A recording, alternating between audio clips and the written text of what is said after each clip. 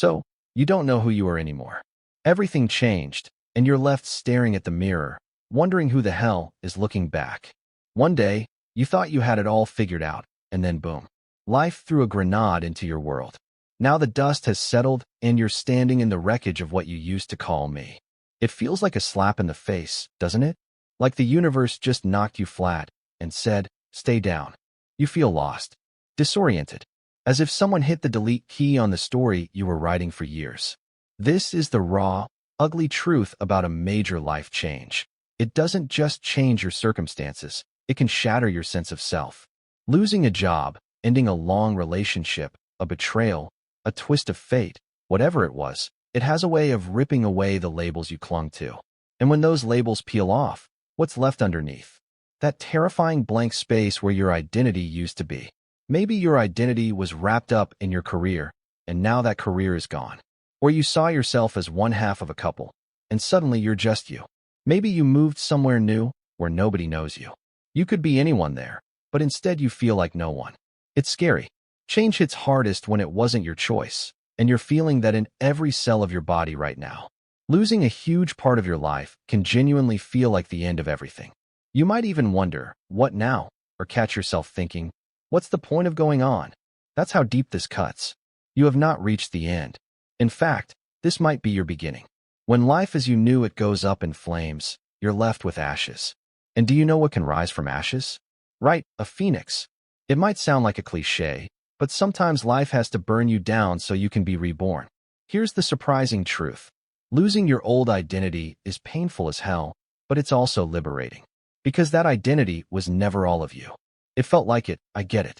You wore those labels for so long they seeped into your skin. But they were just that, labels. Roles. Chapters in your story, not the whole book. Think about it. If you list all the roles you've ever played, student, friend, worker, partner, whatever, and I ask you, which one is you? The answer is none of them. They're things you experience, not your core. You are the context in which life happens, not just an actor stuck permanently in one role. That you behind your eyes, the one who observes, who feels pain and love and everything in between, that's still there. That's you. That's the constant, even when everything around you is changing. You might feel empty, but you're still you, breathing, alive, aware. The roles have changed, not the raw you. So take a breath. Seriously, do it. Inhale, exhale. Feel that. The person who's feeling that breath, that's who you are.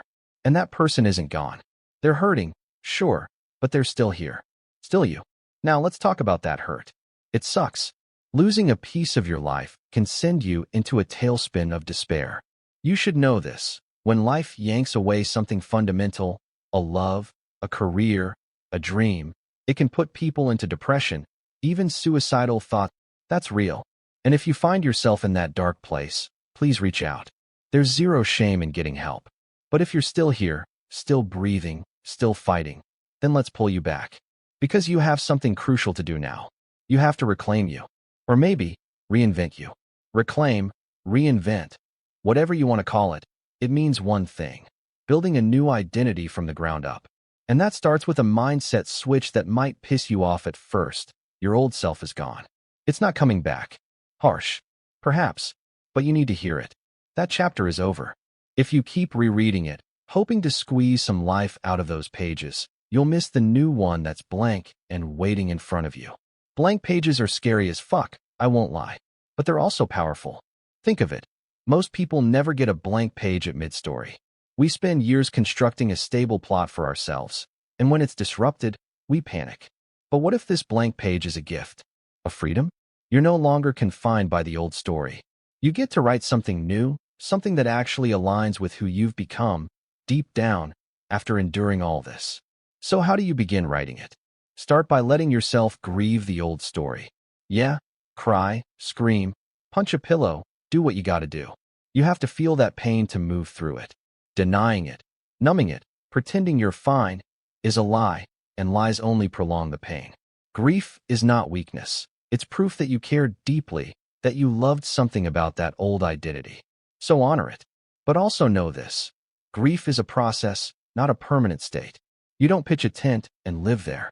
You let it wash over you, and then you let it recede. Next, Remember the pieces of you beyond this loss. I guarantee there are parts of you that existed before that relationship, before that job, before that disaster. Parts that will continue to exist and can even flourish now. Maybe it's your curiosity, or your sense of humor, or your creativity, or your compassion. Those qualities didn't die just because your circumstances changed. They're your tools, your building blocks. Pick them up, dust them off. Now, redefine what matters to you. This is huge. For maybe the first time, you get to ask, what do I actually value? Not what your parents valued, not what society says you should value, not what your old identity valued to fit in. You. What lights you up? What principle or passion can you not live without? Is it freedom? Is it connection? Is it learning, or health, or creativity, or faith? Find one thing that gives you a hint of meaning or excitement, even now, in the darkness. That's your North Star. It's going to guide you out of the fog. Small steps, big statement. That's your new motto. Every identity is built on tiny actions. You don't become healthy by thinking about it. You become healthy by drinking water instead of soda one day, then another, by doing 10 push-ups, then 10 more. Those little actions, repeated, are votes for the kind of person you want to be. One author said it best. Every action is a vote for the type of person you want to become. So what do you want to vote for today? Pick something small. You valued creativity? Write 100 words in a journal tonight, even if they suck. You valued connection? Text a friend to check in. You valued strength? Turn off the damn TV and sleep early so you can actually wake up refreshed tomorrow. These actions seem trivial, but they're not. They are you taking control. They are you proving to yourself that change isn't just something that happens to you. It's something you can direct. With each small win, you're teaching your brain, hey, we can do this. We're not stuck. And here's where neuroscience backs us up. Your brain is plastic, neuroplasticity. It can change itself at any age. When you practice a new habit or a new way of thinking, you are literally carving new pathways in your brain. So no, you're not too old or too set in your ways. That's a load of crap. As long as you're alive, your brain is ready to adapt. Use that. Now, a word of caution as you shape this new identity. Don't lock yourself in a box again. The goal here is not to trade one rigid identity for another. Maybe in your old life you were so invested in being one thing that when life took it away, you had nothing. Don't make that mistake twice. Yes, commit to your values and goals, but stay flexible. Think of your identity as fluid, not stone. You can be many things in one lifetime. Allow yourself that freedom. It's like water, adaptable, flowing into whatever shape is needed. Water that doesn't flow becomes stagnant, so keep flowing. Imagine training your whole life for one thing, say, being a violin prodigy, and then losing it overnight to a freak injury. It happened to Maya Shankar.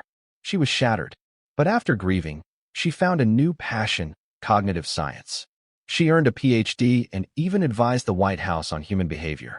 The death of her old dream gave birth to a new purpose. And you don't need a dramatic story like hers. This isn't about becoming a Navy SEAL or a PhD or anything like that. You don't have to be famous or extreme. You just have to own your story. Right now your story has a plot twist, but it's not over. Every hero's journey has a death and rebirth moment. The hero dies, metaphorically, and is reborn stronger. This is that moment for you. Comfort never made a hero. Struggle does. Losing everything you thought defined you does. Because now you're faced with the one question that truly matters. Who am I going to be now? Not who was I. That question is a trap, a ghost. Not, who does the world want me to be? Screw that. The world doesn't get to decide this time. Who do you want to be? This is your chance to answer it from scratch. It won't happen overnight. You might try things and fail and try again. That's okay. Growth is messy, nonlinear. Every step, even a misstep, is progress toward becoming you. So embrace the uncertainty. Lost. Good. It means you can be found. Weak? Fine. It means you can grow stronger.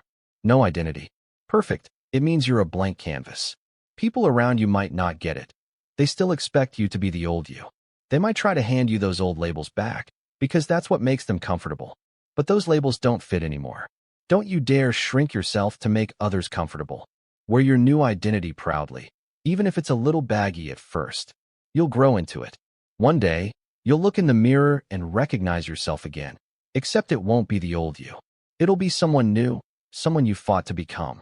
And you'll know that as much as that loss hurt you, it gave you a chance to rebuild better, stronger, and more true to who you really are. No more living on autopilot or following someone else's script. This life is yours. The identity you choose is yours to define, to live, and to redefine whenever you need. No one is going to hand you a new identity. This one's on you. And that might be terrifying, but it's also liberating. Because it means you are in control. Life may have wrecked your plans, but you get to build new ones. You get to be whoever the hell you decide to be next. That blank space where your old identity was, it's not a void to fear, it's a canvas. It's an open road. So pick up the pen and write that first line, even if your hand is trembling. Take the first step on that open road, even if you stumble, because you have survived the fire. You're alive. And now, it's your turn to rise.